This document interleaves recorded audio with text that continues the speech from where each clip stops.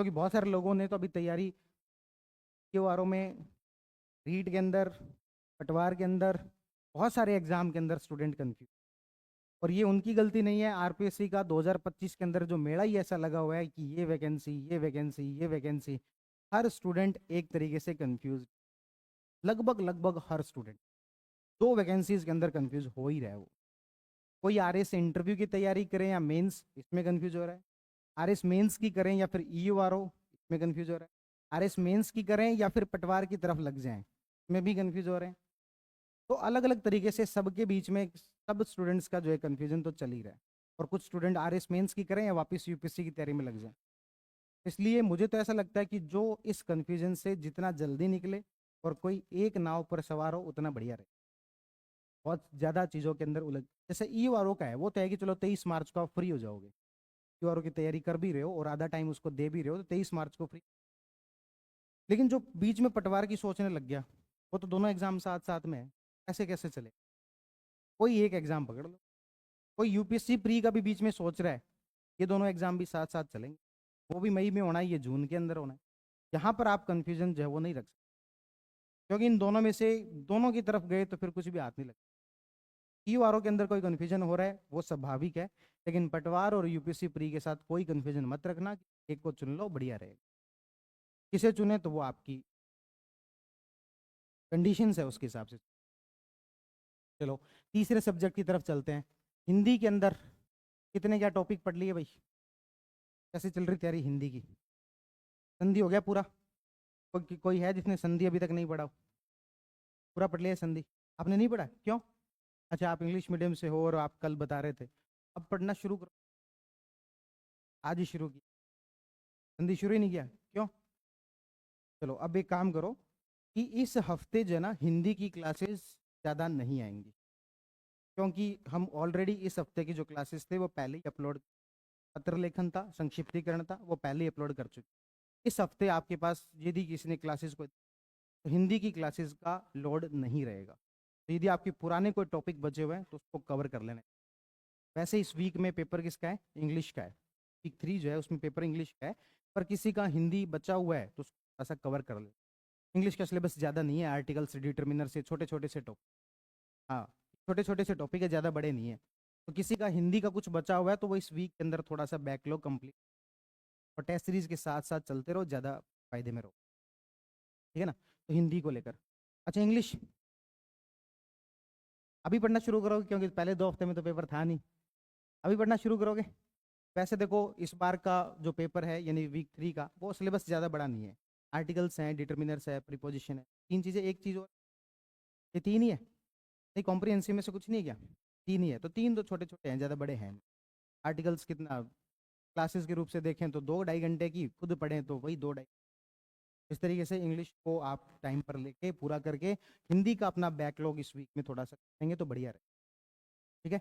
और अगले हफ्ते पेपर है, अब अपन चलते हैं सोशियोलॉजी। सोशियोलॉजी बहुत ही आसान सा एक सब्जेक्ट, उसमें ज़्यादा बढ़िया रहेगा कि सीधे नोट से पढ़ लो। क्लासेस देखनी हो, यदि पहली बार मेंस दे रहे हो, आपको लगता है कि क्लासेस देखनी चाहिए तो 2 की स्पीड पे देख लेना, पर ज़्यादा बढ़िया रहेगा नोट से ही पढ़ लो उसको डायरेक्ट। एज सच सोशियोलॉजी में समझाने जैसा कुछ नहीं होता, आप खुद से कर सकते हो। आशीष सर ने अच्छा पढ़ाया है, उसके अंदर निमोनिक्स वगैरह खूब सारे यूज किए हैं। और वो जो तीसरा जो चैप्टर ना, सिक्योरिटी और चैलेंजेस फॉर सोशल इशू, वो आप कोई टॉपिक बीच में को देखना चाहो तो उसको देख लेना, बाकी नोट से भी पढ़ लोगे तो कोई फर्क नहीं पड़ेगा, बहुत आसान होता है इसके अंदर क्लासेस में। एक तो आपके सोशियोलॉजी और एक स्पोर्ट्स एंड योगा, और ये 2 सब्जेक्ट तो मैं कह सकता हूँ कि इसकी क्लासेस देखने की कोई आवश्यकता है ही नहीं। ये टेक्निकल जो सब्जेक्ट्स ही नहीं, बहुत आसान है, नोट से सीधे पढ़े जा सकते, आपका टाइम यहाँ पर बचा सकते हो। कौन से हैं जो कि आपको क्लासेस से थोड़ी आवश्यकता पड़ती है? एक तो है लो, क्योंकि इसकी लैंग्वेज थोड़ी सी, एक है बिहेवियर की लैंग्वेज भी थोड़ी सी टफ होती है। मैनेजमेंट को भी मैं इसी कैटेगरी के अंदर रखूंगा कि इसमें भी क्लासेस की एज सच बहुत ज़्यादा आवश्यकता। यदि आपको इकोनॉमी ठीक ठाक आती है, देखो मैनेजमेंट के साथ पिछली बार प्रॉब्लम ये हुई थी कि मैनेजमेंट में नोट से क्वेश्चन बहुत सारे बाहर गए थे।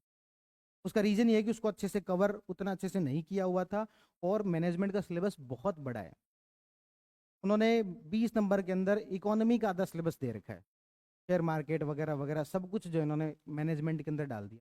ये सिलेबस जो है अपने आप में बहुत बड़ा सिलेबस है, लेकिन नोट्स से सीधे सीधे हो। तो इधर आपके लॉ, बिहेवियर और एक ऑडिट, ये 3 सब्जेक्ट ऐसे हैं जिसकी मुझे लगता है कि हाँ क्लासेस देखी जा सकती हैं, और ये 3 सब्जेक्ट ऐसे हैं जो कि सीधे नोट से पढ़े जाते हैं। तो आपके इस वीक के अंदर एक पेपर, एक तो आ रहा है आपके सोशियोलॉजी, एक दिन में लगातार बैठ के निपटा दो। सोशियोलॉजी को एक दिन में बैठ के निपटा दो, 50-60 पेज की तो मुश्किल से, और ज़्यादा मुश्किल है नहीं। एक दिन में सबसे पहले सोशियोलॉजी निपटा दोगे तो बढ़िया कॉन्फिडेंस आ जाएगा। फिर उसके बाद में आती है आपके इकोनॉमी। इकोनॉमी के जो नोट्स हैं उसको देखकर जो वो डरना नहीं है। तो इतने बड़े नोट्स दे दिए, 190 पेज के नोट्स है ना, वो तो अपलोड कर दिए। हिंदी में कल आ जाएंगे, हिंदी में कल आ जाएंगे, और क्लासेस भी आज अपलोड होनी शुरू हो गई है। तो जो इकोनॉमी की जो नोट्स है उसे देखकर डरना नहीं है। यदि आपने पहले इकोनॉमी पढ़ी हुई है मेंस के लिए, प्री के लिए नहीं, प्री का सिलेबस पूरा अलग है। मेंस के लिए यदि आपने पहले इकोनॉमी पढ़ी हुई है, उन नोट्स को अपने साथ लेके बैठ जाना, अपने वाले नोट्स का प्रिंट आउट लेके बैठ जाना, जो वैल्यू एडिशन हो उसमें। इसमें जो लेंथ आपको दिख रही है नोट्स की कि बहुत लेंथी जो नोट्स हैं, उसका रीजन ये है कि जो स्कीम्स जो है उसके ऑब्जेक्टिव्स एज जो है वो सीधे के सीधे उठा के दिए गए हैं उसको, ताकि आप उसके जो कीवर्ड्स हैं कम से कम उनको जो वो याद करके जा सको। जैसे इस बार आपने जनवरी की करंट की मैगजीन देखी होगी, उसमें जितने भी नीतियां दे रखी है शुरुआत में, पॉलिसीज, उसके सारे के सारे ऑब्जेक्टिव सीधे सीधे जो सर्वे में दिए हैं वो एज इट इज उठा के दिए, ताकि आप उनके कीवर्ड्स थोड़े याद कर सको। केवल उसी पर्पज से दिया, क्योंकि पिछली बार स्कीम्स के 3 क्वेश्चन थे, 3 में से 2 के अंदर सीधे ऑब्जेक्टिव पूछा हुआ था, एक में प्रोविजन था। मैं पिछली बार ये बोल गया था कि तीनों के अंदर ऑब्जेक्टिव है, पर मैं बाद में देखा 3 में से 2 में ऑब्जेक्टिव पूछा हुआ था, एक के अंदर प्रोविजन था, प्रधानमंत्री फसल बीमा योजना के अंदर शायद प्रोविजन पूछे, बाकी 2 के अंदर ऑब्जेक्टिव पूछे, क्योंकि सिलेबस में सीधा सीधा लिख के दिया हुआ है विभिन्न कल्याणकारी योजना उद्देश्य। ये जो उद्देश्य हैं ये आपको जो भी गवर्नमेंट ने बताए हैं वो सीधे दिए गए हैं, लेकिन इनके कीवर्ड्स भी याद रख लोगे तो बहुत है। वैसे उद्देश्य बोल बच्चन वाली बातें होती है, आप खुद सोच सकते हो, बस उसमें से कुछ एक कीवर्ड याद रख लो, हाँ ये कुछ बातें हैं तो याद रखनी। तो बाकी जो इकोनॉमी है वो इतना मुश्किल उसको ना बनाए, आसान सा है, सब्जेक्ट है इतना भी, है ना, और वो थोड़ा समझने के लेवल वाला सब्जेक्ट है, इतना मुश्किल नहीं है। ये 3 से 4 दिन में बैठ के किया जा सकता है। आप नोट्स की लेंथ को मत देखो, 190 पेजेस है वो इतने सारे कैसे होंगे। एक दिन में लगातार लगो तो पूरा दिन इकोनॉमी पढ़ो। सोशियोलॉजी को इसलिए मैंने कहा एक दिन में सोशियोलॉजी का निपटा दो, 3 से 4 दिन के अंदर इकोनॉमी तरीके से पढ़ो।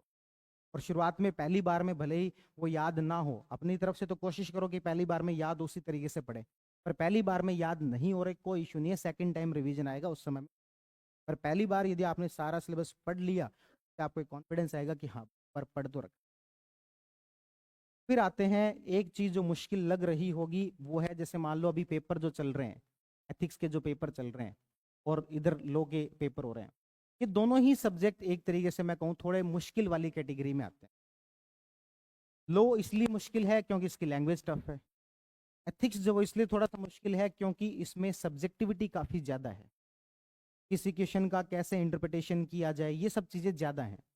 तो यदि आपको आंसर लिखने में शुरुआत में प्रॉब्लम आई है तो घबराने की आवश्यकता नहीं है, वो एथिक्स सब्जेक्ट ही ऐसा है जहां पर कि आपको समझने में कुछ क्वेश्चंस दिक्कत आई होंगी। आगे जब बढ़ेंगे, अगला पेपर इकोनॉमी का है। इकोनॉमी में आपको क्वेश्चन समझने में तो कम से कम प्रॉब्लम नहीं आएगी, क्वेश्चन समझने में प्रॉब्लम नहीं आएगी, ऐसे क्वेश्चन उसमें नहीं बनते हैं कि क्वेश्चन ही समझ में नहीं आ रहा। एथिक्स में मिलेंगे आपको, आज वाले पेपर में ही 10-10 नंबर के 2-3 ऐसे क्वेश्चन रहे होंगे जिसकी लैंग्वेज ही समझ में नहीं आएगा, भाई साहब पूछना क्या चाह रहे हो।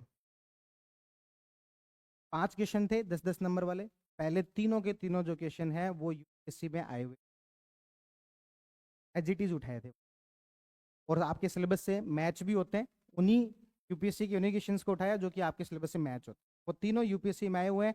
इसलिए लैंग्वेज का ब्लेम आप हमारे ऊपर तो डाल नहीं सकते, लैंग्वेज टफ बना दी, आए हुए क्वेश्चन है।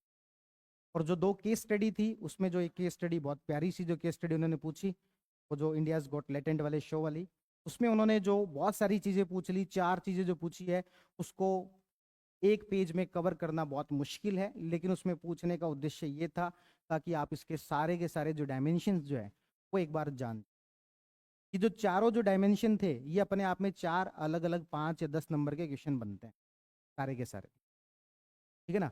तो ये जो आपको जो प्रॉब्लम हो रही है क्वेश्चंस को समझने में, ये केवल एथिक्स में ही आएगी। अगला जो वीक है वो इकोनॉमी का है, उसमें ऐसी कोई प्रॉब्लम नहीं आएगी।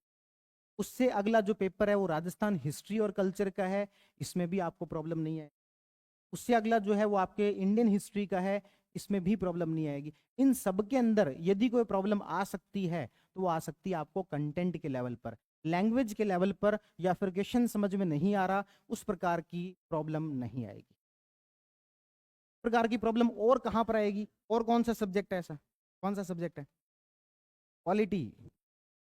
क्वालिटी में जिस तरीके के बहुत अच्छे क्वेश्चन पूछ रही है आरपीएससी, खासतौर पर 5 और 10 नंबर वाले, तो वहां पर आपको लैंग्वेज को समझने में थोड़ी सी प्रॉब्लम आएगी।